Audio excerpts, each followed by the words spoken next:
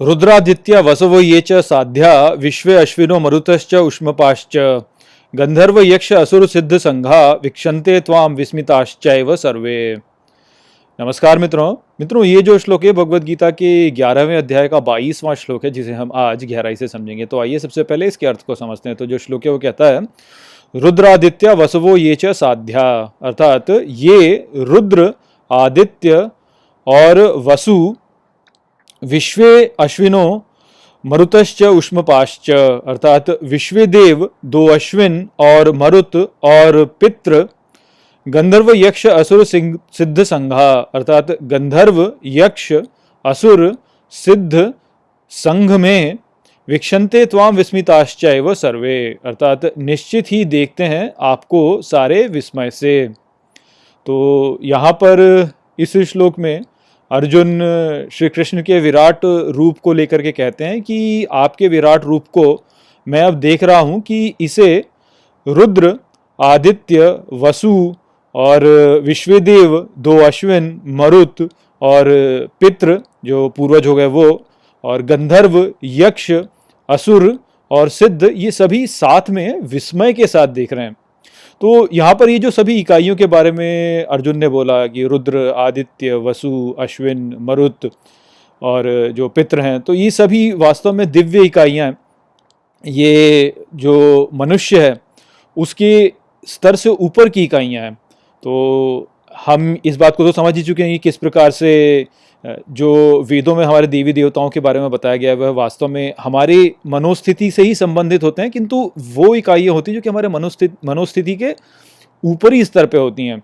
जैसे हम अभी इस समय पे जागृत अवस्था में हैं, तो जागृत अवस्था में हम अपने अहंकार से पहचान करते हैं, किंतु हमारे कुछ ऐसे पहलू हैं जो कि सभी मनुष्यों में आपको देखने को मिलेंगे कि लोगों की सहायता करना हो गया, या लोगों की सहायता न करना भी हो गया, ईर्ष्या करना हो गया, या करुणा का भाव होना। तो इस प्रकार से अलग अलग हमारे भाव होते हैं। तो इन भावों से संबंधित ये सभी इकाइयाँ होती हैं। तो जहाँ पर ये बुरे भाव होते हैं उनसे संबंधित असुर हो गए, और जो अच्छे भाव होते हैं उनसे संबंधित हमारे देव हो गए।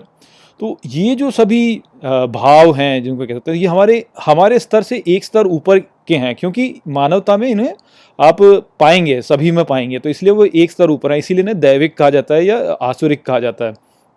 तो ये सभी जो भाव हैं ये भी यहाँ पर ईश्वर के विराट स्वरूप को विस्मय के साथ में देख रहे हैं। तो ये यहाँ पे संदेश जो है वो जा रहा है। तो अब आप ये समझिए कि देखिए, हम अपने जीवन में विस्मय से किसको देखते हैं? हम अपने जीवन में विस्मय से उसे देखते हैं जिसको कि हम या तो ठीक प्रकार से समझ नहीं पाते, या जो कि हमारे अनुभव के भी परे होता है। इसीलिए तो फिल्मों में आप देखिए कि आपको बहुत ही अतिशयोक्तियाँ दिखाई जाती हैं। आपको ये दिखाया जाता है कि हीरो ने यदि किसी को घूंसा मारा तो जिस व्यक्ति को घूंसा मारा वो उड़ता हुआ कहीं गया। तो ये अतिशयोक्ति जो होती है ये इसीलिए दिखाई जाती है ताकि जो देखने वाला है वो इसे विस्मय के साथ में देखे, और जब वो विस्मय के साथ में देखेगा तभी वो आकर्षित होगा, क्योंकि वो उसके अनुभव के परे है। यदि हम फिल्मों में कुछ ऐसा ही दिखाएं जो कि आपके अनुभव वाला ही है, तो तब आप उसकी ओर आकर्षित नहीं होंगे। तो इसलिए विस्मय के साथ व्यक्ति उसी को देखता है जो कि उसके अनुभव के परे होता है। तो ये जो सभी इकाइयाँ हैं, रुद्र, आदित्य, वसु, जो हमारे पितृ हैं, जो मरुत हैं, जो अश्विन हैं, इन सभी के परे जो है वह वास्तव में श्री कृष्ण का विराट रूप है, क्योंकि इनके भी बोध के परे है वो। हमारी जो सभ्यता है उसमें इन सभी जो पहलू हैं हमारे, इन सभी पहलुओं को देवों का स्थान दिया गया है। रुद्रों को, आदित्यों को, ये वास्तव में क्या, ये हमारे ही पहलू हैं वास्तव में, कि जो हमारा बल की शक्ति है, जो हमारे क्रोध की शक्ति है, जो हमारे ज्ञान की शक्ति है, जो हमारी भक्ति का जो भाव है, या जो हमारा सूक्ष्म से ज्ञान निकालने का जो भाव है, तो ये सभी जो भाव हैं इनको देव के रूप में चित्रित किया गया है। और इन सभी के परे जो है वह वास्तव में श्री कृष्ण का विराट रूप है। तो श्री कृष्ण वास्तव में सबका स्रोत है यहाँ पे, और वह ही वास्तव में कारण है, और सभी जो कुछ भी यहाँ पर है वो उसका प्रभाव है। तो जो श्री कृष्ण है का विराट रूप है, उससे ये सभी जो इकाइयाँ हैं इनका अस्तित्व होता है। तो वो तो कारण है, और ये इकाइयाँ जो हैं ये प्रभाव हैं, और ये जो इकाइयाँ, इनके नीचे हमारा अहंकार आता है वास्तव में। तो कहने का जो तात्पर्य वो यहाँ पे ये है कि इन सभी भावों के, इन सभी दिव्यताओं के भी परे वास्तव में श्री कृष्ण है। तभी तो ये जो इकाइयाँ हैं, ये जो पहलू हैं हमारे, ये भी उनको विस्मय के साथ में देखते हैं, क्योंकि इन सभी का भी जो स्रोत है वह श्री कृष्ण ही है। ये यहाँ पे वो कह रहे हैं कि जो हमारे भीतर ईर्ष्या का भाव है, जो कि सभी लोगों में आपको देखने को मिलेगा, तो वो एक देव हो गया, ईर्ष्या वाला देव हो गया, तो उसका भी जो स्रोत है वह वास्तव में श्री कृष्ण है। तो वो जो, जैसे हम कहते हैं ना कि किसी व्यक्ति को कह रहे ये व्यक्ति तो बहुत ही ईर्ष्यालु है, तो वो व्यक्ति जो है वह, उसमें ईर्ष्या का भाव अधिक है, तो ईर्ष्या का देव उसका प्रधान हो गया। और ऐसे बहुत से व्यक्ति आपको मिल जाएंगे।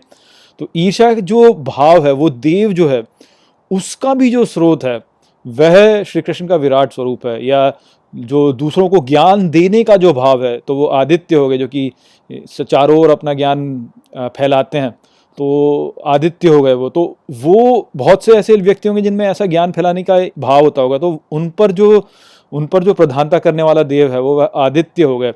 परंतु आदित्य का भी स्रोत जो है वह श्री कृष्ण का विराट स्वरूप है यहाँ पे, क्योंकि तभी तो आदित्य या असुर जो है वह भी श्री कृष्ण के विराट रूप को विस्मय से देख रहे हैं, अर्थात वो भी नहीं समझ पा रहे हैं कि ये क्या है।